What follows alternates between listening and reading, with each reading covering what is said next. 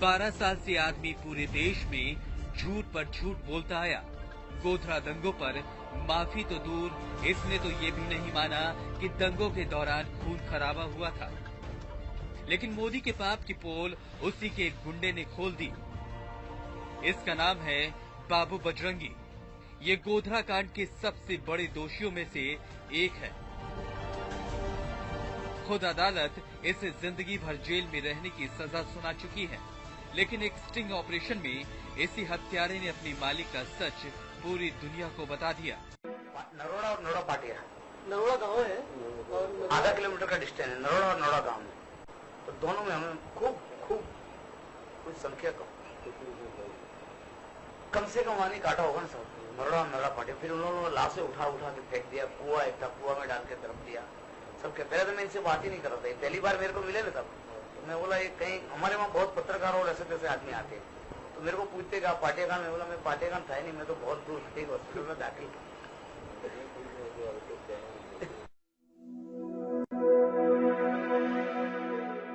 उनके ही थे ना सब। ये घर में घुसे तो यहाँ से सिलेंडर लिया और हमारी धड़ा फूटे। ट्यूबवेल तो थी हमारे पास उस टाइम, तो हमने मजा ही और था सब। और हमारे 4 कार्यकर्ता मर गए और उनकी भी कोई सुनवाई नहीं है, उनकी भी कोई सुनवाई नहीं। उनके घर वर्कशॉप है, उसके बाद में दीवार है, उसके बाद में पार्टी है।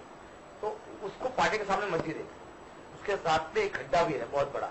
वहां मैदान में सबको मारा हुआ। हमने 7 बजे फोन करके गृह मंत्री को बता दिया था और जयदीप भाई को भी बता दिया था कि इतने लोग मरे हैं, आप अब संभाल लेना।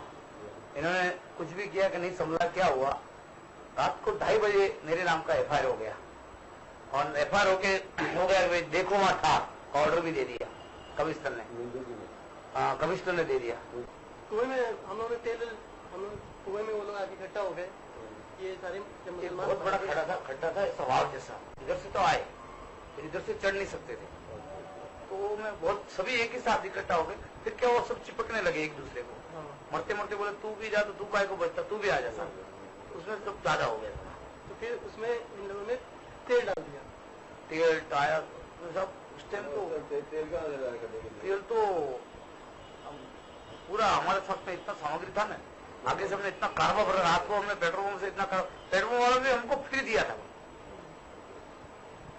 Petrol diesel. फिर वो जो थोड़े आगे जाते थे वहां मस्जिद थी, मस्जिद के आगे सब वो इकट्ठा हो गए। फिर काटो मारो में चल गए, पूरा हो गया।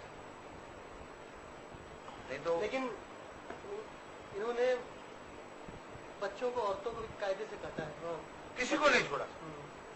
पनपने नहीं चाहिए। मैं तो आज भी बोलता हूँ कि कुछ भी हो, लेडीज हो, बच्चे हो, कुछ भी हो, काटने से हो कुछ, मारो काटो जला करो। अपने हिंदू बदमाश है, हिंदू बदमाश इसलिए बोलता हूँ साहब कि हमारे नजर के सामने हिंदू इतने बदमाश है। वो लोग बहुत लोगों ने लूटने में रहे।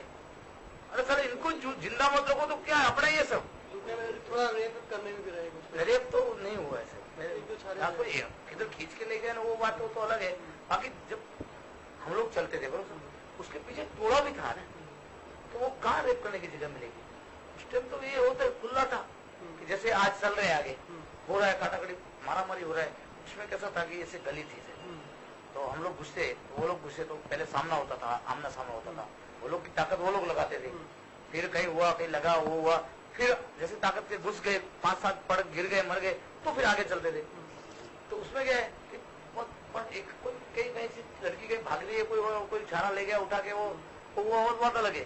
तो उस टाइम तो उस जगह पे तो सब, मगर जैसा पाकिस्तान हिंदुस्तान में हुआ, पाकिस्तान में कहा था उस टाइम आप देखो ना सब, वो लाशें पड़ी थी। वो उस टाइम सीन खींचने जैसा नहीं था कि किसी के हाथ में आ जाए। हमने एक वीडियो वाला आया था, मीडिया वाला, उसको भी चला दिया। हाँ, और ये बहुत लोग जय माता जी करके भी भाग गए। हाँ। वो भी हुआ है हमको माल। जय माता जी को तिलक लगाया और बोले जय श्री राम, जय माता जी, भी हुआ है। वो बताइए ना, वो SRPF वाले ने कैसे बचाया?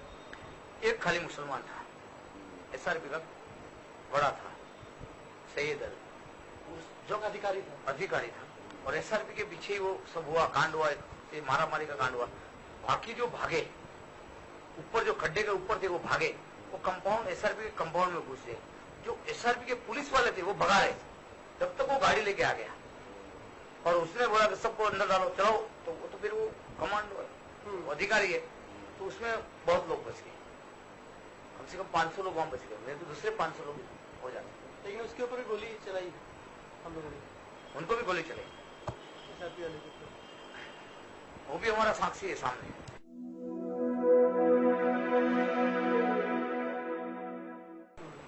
वो भी फिर हमारा वो बना है, लेकिन बाद में फिर नरेंद्र भाई ने उसको प्रमोशन वमोशन देकर शांत किया है। तो काम तो वो पाटियाकांड का बहुत अच्छा हुआ सब, और हम तो आज भी हम मुसलमान के सामने लड़ रहे हैं और लड़ते रहेंगे, और हमको तो एक ही है कि हमको राजकारण से कोई मतलब नहीं है। मैं तो बोलता हूँ राजकारण विश्व हिंदू परिषद संस्था है, हिंदू संस्था है साहब, राजकारण इतना ही होना चाहिए कि अपन को कोई उसमें मगजमारी नहीं। अपना राजकारण कितना होना चाहिए, जैसे अपन ने किसी मुसलमान को मार के आए, पीट के आए, कैसा तो लगता है जब मुसलमान मारते तो कैसा लगता है? मजा आता है ना सब। उसको मार के आके घर पे सो गए, तब एक ही है कि गृह मंत्री को फोन किया, हमको पाटियाकांड जो हुआ तो कैसा लग रहा था आपको?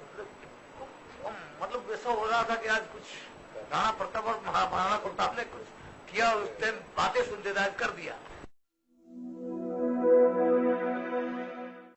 सब फोन भी कर रहे थे और उसके बाद में सब दौड़ दौड़ के पुलिस के पास भी जाते थे। हम लोग तो जो उनका एक वहाँ पे सलीम करके एक था, जो नरोड़ा पार्टी का थोड़ा दादा माना जाता था, वो तो सब जीप के अंदर घुस गया था, सब फायर गया था, जीप के अंदर घुस गया था। तो पुलिस हम खुद उसको पकड़ के खींच के बाहर आए, तो बोलता है पुलिस वालों बोलता है बोले इसने मारी इतना, उसको बोले मार ही डालना, जिंदा छोड़ेंगे तो बयान देगा नहीं बोले। उसको थोड़ा दूर ले जाके पूरा ही कर दिया, क्योंकि दादा ये जीता रहेगा तो बोले पुलिस की जीप में घुसा था, बाहर निकला, कुछ नहीं किया। और बताइए, जिस दिन पाटियाकांड हुआ वो तो अयोध्या से दिल्ली विल्ली आ गए थे, जहाँ भी आ गए आपको पता होगा। पाटियाकांड जिस दिन उस दिन शाम को या दूसरे दिन नरेंद्र भाई पाटिया, बताइए। नरेंद्र भाई पाटिया आके थे, बट वो ठीक वो बनाव पे इसके लिए नहीं आ गए, उसके साथ में कमांडो रहता है, तो बनाव पे नहीं आए, पर पाटिया आके उत्साह देके चले गए और लोगों का उत्साह बढ़ाया। नरेंद्र भाई उत्साह बढ़ा के चले गए टीम के साथ में।